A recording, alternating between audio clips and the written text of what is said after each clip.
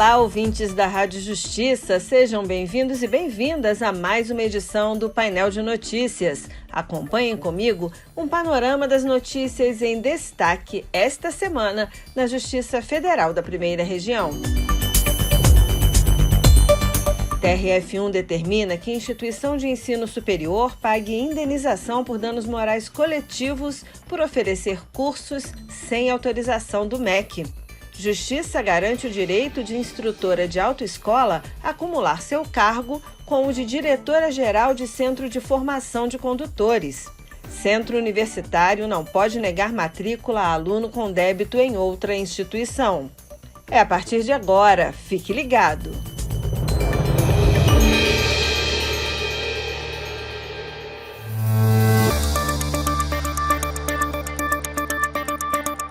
A quinta turma do TRF da Primeira Região dobrou o valor da indenização por danos morais coletivos a ser paga por uma instituição de ensino superior que ofertava cursos sem autorização do MEC. Acompanhe com William Nascimento. O Instituto de Educação e Tecnologia, INET, terá de pagar o equivalente a R$100 mil aos alunos de graduação e pós-graduação matriculados em cursos que não tinham autorização do Ministério da Educação. O caso aconteceu com estudantes matriculados nas unidades que ficam nos estados do Amazonas e da Bahia. A instituição de ensino já havia sido condenada pelo juízo de primeiro grau a pagar R$50 mil a títulos de danos morais coletivos. Insatisfeito com o valor arbitrado na primeira instância, o Ministério Público Federal recorreu da decisão. No recurso ao TRF1, o MPF reforçou que a conduta da instituição de ensino foi reprovável, considerando que o público atingido com a divulgação do serviço educacional no interior do Amazonas carecia de ofertas de curso de ensino superior, o que teria atraído um grande número de pessoas. Ao analisar o caso, a desembargadora federal Daniele Maranhão concordou que os fatos são graves, pois alcançam a coletividade na medida em que foi veiculada propaganda enganosa, ludibriando o estudante que busca melhorar seu grau de conhecimento. A instituição de ensino também foi condenada a divulgar a sentença no site próprio e em 2 jornais de grande circulação, nos estados do Amazonas e da Bahia.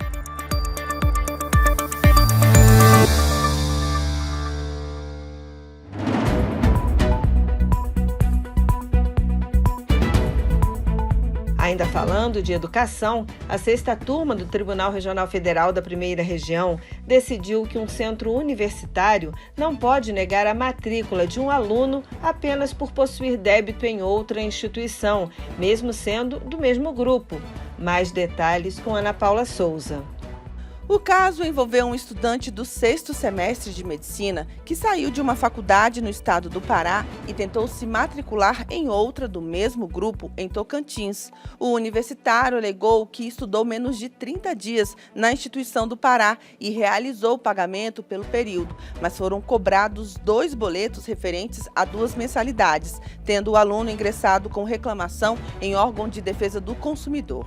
Em seu voto, o relator, desembargador federal Jamil Rosa de Jesus Oliveira, destacou que, embora seja legítima a recusa da instituição de ensino superior em renovar a matrícula de aluno que esteja em situação de inadimplência, no caso em análise, a dívida se refere a outro contrato e de instituições diferentes e, portanto, não há motivo para a recusa da faculdade em realizar a matrícula.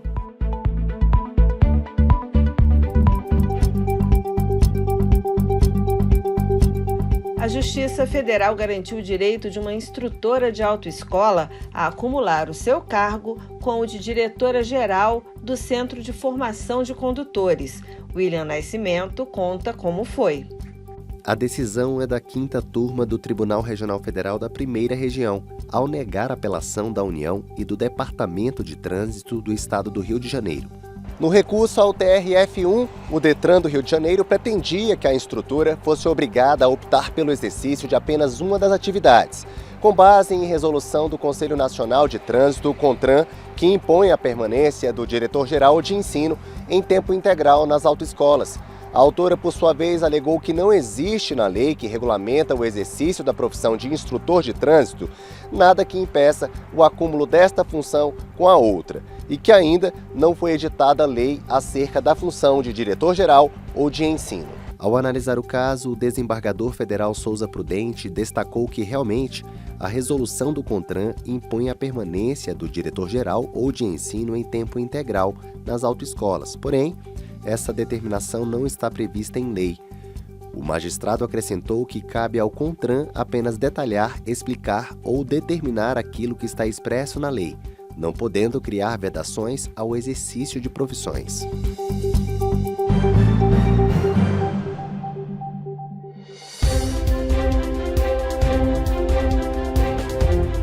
Já que o assunto é autoescola, vamos falar agora de um homem condenado por apresentar a carteira de motorista falsa à Polícia Rodoviária Federal. Ana Paula conta essa história pra gente. E a terceira turma do TRF1 manteve a condenação de um homem que apresentou Carteira Nacional de Habilitação, a CNH, falsa, a agentes da Polícia Rodoviária Federal em Brasília. No recurso ao TRF1, ele alegou não ter ciência de que o documento era falso. Mas com a análise do processo, o relator, juiz federal convocado Marlon Souza, observou que ficou comprovado que o réu sabia da falsidade do documento e, mesmo assim, o apresentou aos policiais. Para o magistrado, utilizar CNH falsa sem a devida habilitação para conduzir veículo automotor coloca em risco a fé pública e a vida de outras pessoas que estão no trânsito. Ele foi condenado a 2 anos de prisão e 10 dias multa, mas as penas privativas de liberdade foram substituídas por 2 restritivas de direitos para a prestação de serviços à comunidade e o pagamento de parcelas em dinheiro.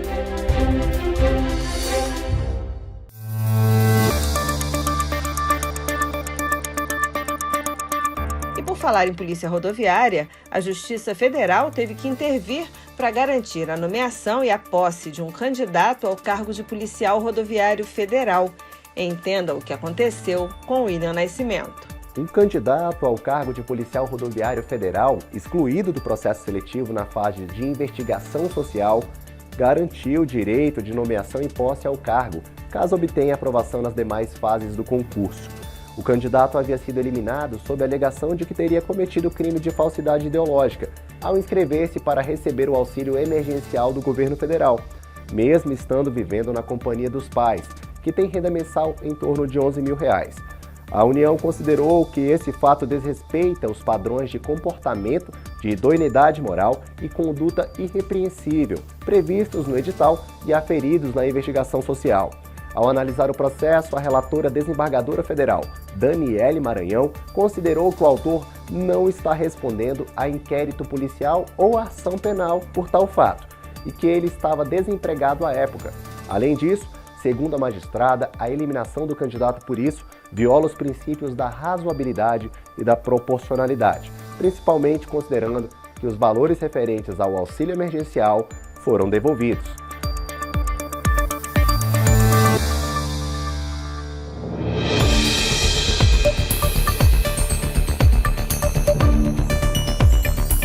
Agora, Ana Paula Souza fala sobre benefício previdenciário. O INSS deve conceder o benefício de aposentadoria rural por idade a uma lavradora que comprovou os requisitos necessários. A decisão é da primeira turma do TRF1. O INSS alegou que a autora não fazia jus ao benefício por não ter cumprido os requisitos legais necessários à concessão da aposentadoria. Mas o relator, desembargador federal Gustavo Soares Amorim, destacou que a segurada juntou ao processo os documentos apresentados na via administrativa, comprovando o cumprimento do requisito de idade no momento do requerimento do benefício. Além disso, a autora comprovou o exercício de atividade rural por meio da certidão de casamento, contendo a profissão do marido como lavrador.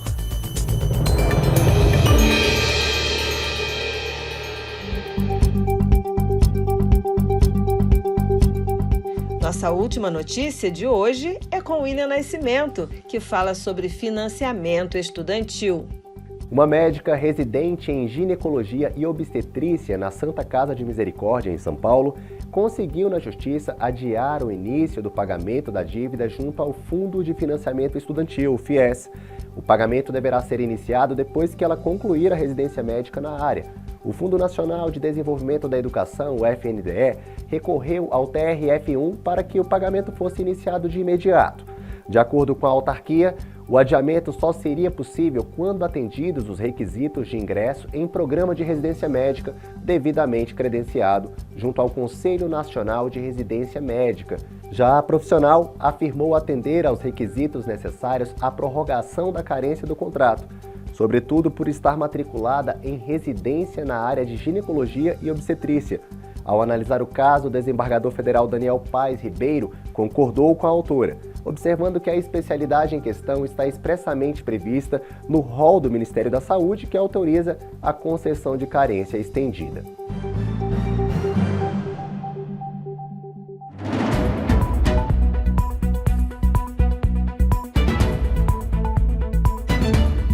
Eu sou Adriana Dutra e esse foi o Painel de Notícias, um programa produzido pela Assessoria de Comunicação Social do TRF da Primeira Região, com reportagens de Ana Paula Souza e William Nascimento.